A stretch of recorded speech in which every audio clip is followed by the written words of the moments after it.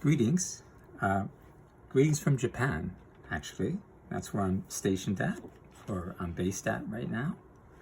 I wanted to share with you the issue of the Cosmic Survivor #2, which at current time is being inked by me for the next week or two before I have other commitments for completion for issue 2. Beside that, I just wanted to show you issue 1. This is the Cosmic Survivor #1, which was made, I guess this whole issue was in 2015. I kind of redid it and fixed it up in 2017, I think. And I have links to where it's currently available in the links below. And I'm going to finish this series. It's going to be a mini-series, about 5 issues long, and eventually a graphic novel. But this is book 1, and I'm working on book 2. And the topic of this video is going to be inking stars. It's probably not something that you come across a lot. I don't know how many people are doing science fiction fantasy or science fiction comics. In comics, usually that's covered by the Silver Surfer. This is by Mobius, and this is by John Buscema.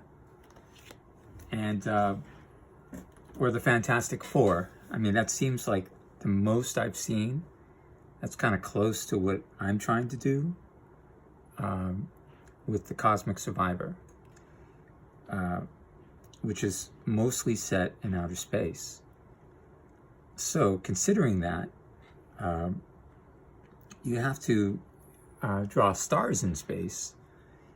There are ways to do it without having to draw it. And if you were a penciler and had an inker, and then you asked the inker to ink all your stars, you probably wouldn't have too many volunteers. So you have to be the penciler and the inker to do this. And that's what I am. And the reason that I'm doing it, and this is usually my procedure, is I've never really liked the inking where people, make the space all black, and then they put it, and then they use gouache or something to color in the stars, or computer graphics. I think the stars sort of have to breathe in space, and since they're instrumental in my backgrounds, I kind of draw them in a negative space way, as opposed to, making it black and then painting in the white drops, usually, of stars. So this has been my technique since the last issue, 2015. I worked on this issue. I drew it out during the pandemic when we visited Japan in November 2021. We were one of the few people who could visit Japan at that time, but as a condition, we had to stay in a Airbnb for a week to make sure we were in the clear. And just to make a long story short, I drew most of that issue that I'm making now during that week. It's not the entire issue. It's probably about 20 pages, and I probably have about 4 or 5 to finish. But I want to share in this series of videos some topics I come across as I'm doing it, to try to learn how to make videos and get comfortable talking. I like doing it with an issue that has stakes, not like just a drawing of Spider-Man and talking about my theories of philosophy. I'm doing a real life issue, a real life story. And since you usually do it by yourself, this is a great way for me to get back into making videos. But back to the topic at hand. These are the 3 main characters in the book. The Cosmic Survivor, the Hunt for Nebulon. This one is Veritas, which is my Space Witch. And she's sort of the leader of this group called the Star Knights. And she kind of looks like this, just to give you a visual. She kind of has these electric eyes, or these kind of electric grid kind of face. But for the most part, she's pretty normal, but that's kind of her Space Witch appearance. And this is Cosmo, the Star Knight that's hunting down Nebulon, who's a destroyer of planets. And this right here is the back side of Nebulon on his way to take out his next planet. And these people are hunting him. Sorry for much coverage, but just to understand, just a quick primer on what this is about. So I have to do a lot of scenes where I have to draw stars. I worked as a designer for 20 years, often at big companies, so I know how to place a star in via Photoshop, or tricks to make stars, or I can make I've made a page full of stars where I could place it, but nothing's ever been satisfying doing it that way. And I feel like, the universe isn't really rendered outside of, we have these incredible painters from the 70s and the 80s and the people who did backdrops for movies and so on. But I've never really seen it kind of rendered with a lot of attention in comics, which I feel is the last bastion of any possibility to get a good, exciting science fiction story these days. They're just not doing it in movies, and it motivates me more to finish this series. And so I'm just sharing my thoughts on why I do stars this way. You'll probably see nothing on YouTube or wherever I'm showing this of people doing stars this way.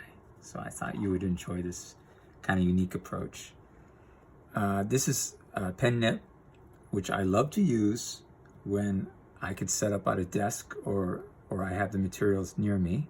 This is a Japanese holder from Tachikawa, and this is a zebra pen nib. And this is a little bit like the Hunt, I forget what it's called, the 102 or the 108. I think it's the Hunt 102. So this is probably the thinnest you can go. And I'm just using it to fill in my stars, which I kind of draw beforehand. I mean, it's something I do while watching videos and things like that. I don't really watch a lot of movies or TV, but I watch a lot of YouTube clips and things like that, or listen to books on tape. And I kind of like doing this as I watch. Right now I'm in a room because it's very hot in July in Japan, and this is the only room with air conditioning upstairs. So this is why I'm working here. And I'm filling out the stars, and I'm filling it out as I would feel how they're spaced. Now, to me, even though this takes me a lot of time, and it does take hours sometime, it's very therapeutic on the one hand, but also it kind of saves me time when I go back to Photoshop and when I start the coloring part of this. If the stars are kind of unsatisfying and they're not working, they destroy my background. And the best way that they can kind of unify with the drawing in front of it is if the same hand draws the stars themselves. Now, if you were a penciler and you were working in a team with an inker, you probably would not be able to get this request. So this is for people who make their own, who do everything themselves. And I'm one of those people. And the longer you live in Japan, you find that there's a lot of those kind of people making books and manga. But this is my science fiction project, and I want to do it right.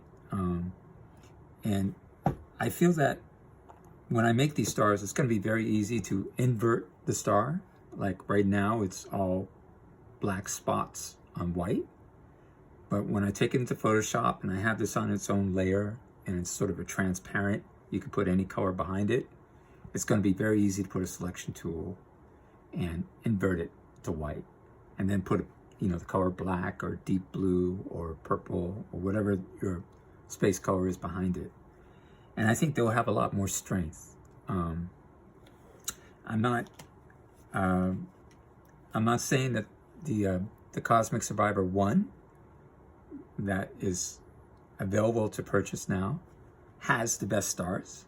I'll try to show you here. I don't know how much of it picks up, but I know why. Here's a scene where there's supposed to be a lot of stars.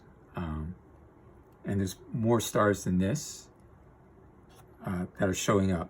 I don't know how well it shows up on video, but I did hand draw all these stars.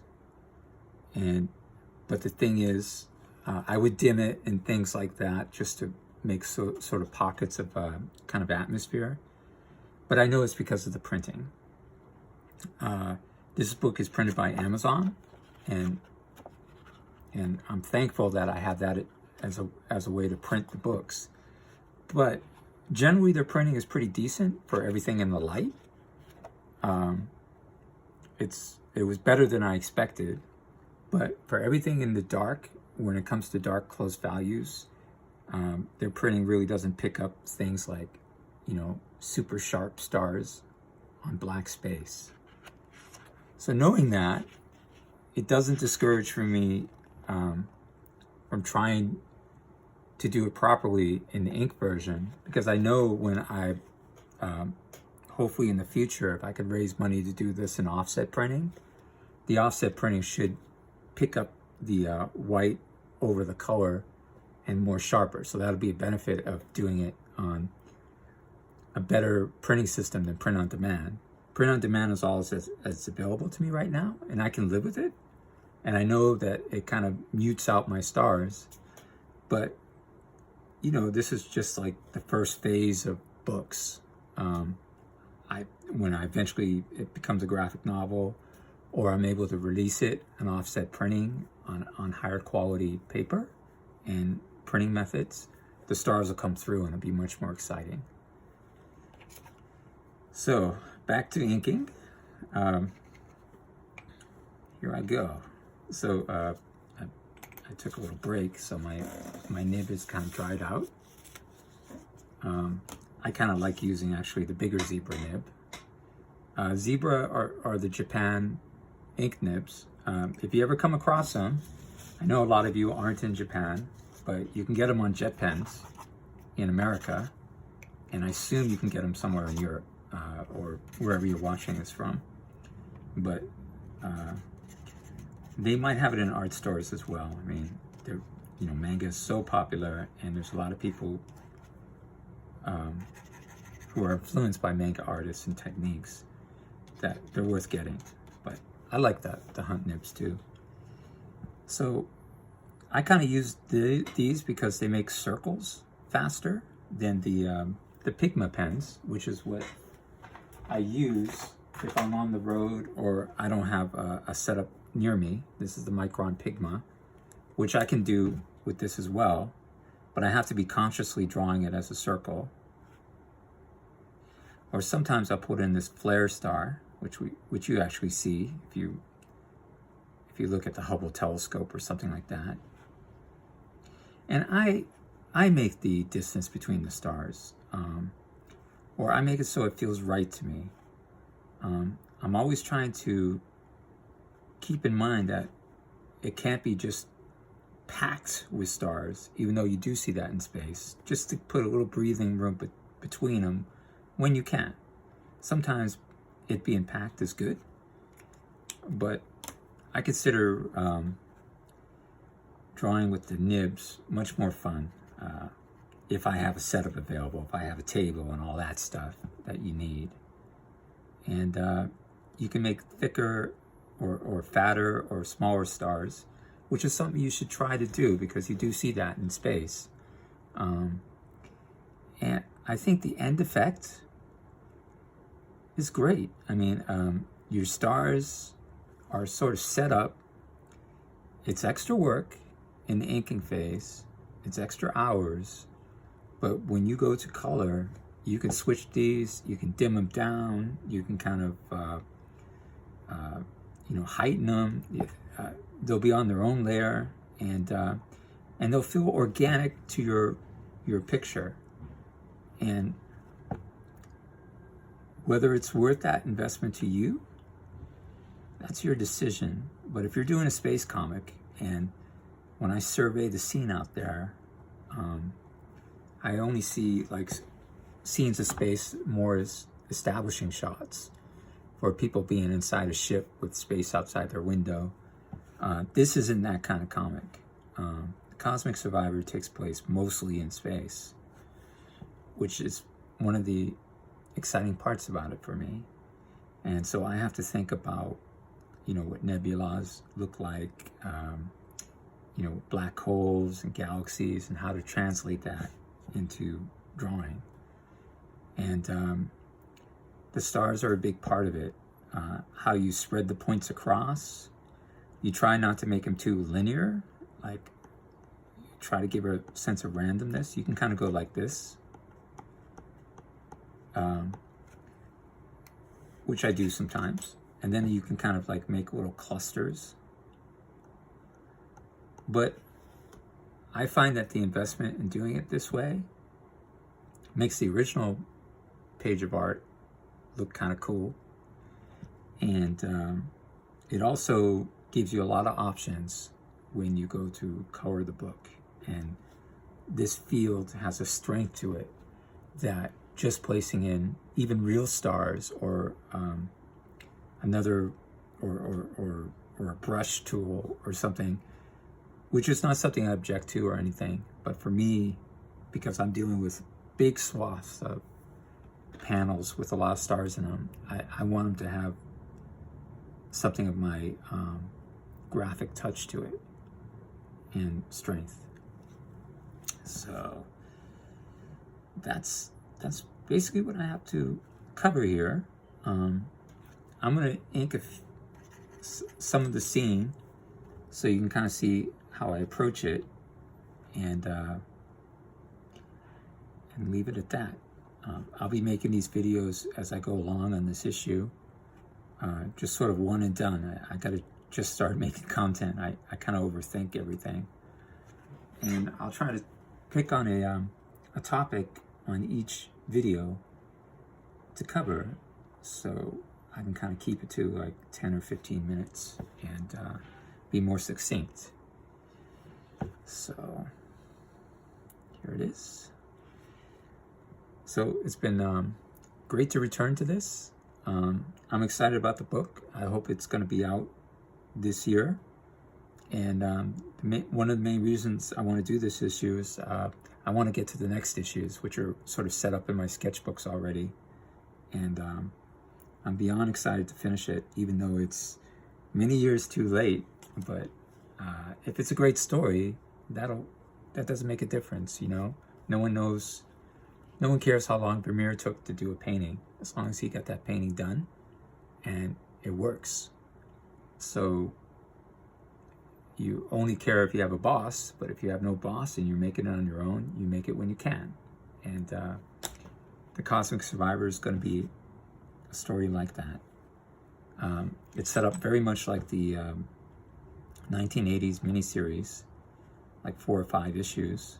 My favorite being Wolverine by Frank Miller, Chris Claremont, and later Paul Smith. I'm setting that structure for this fantasy space epic. So I hope you can like and subscribe to see more videos, and also, get the first issue if you can, because more is coming, and I'm doing everything I can to make this very exciting. And I think I have this topic all to myself, so I got some stuff to show you.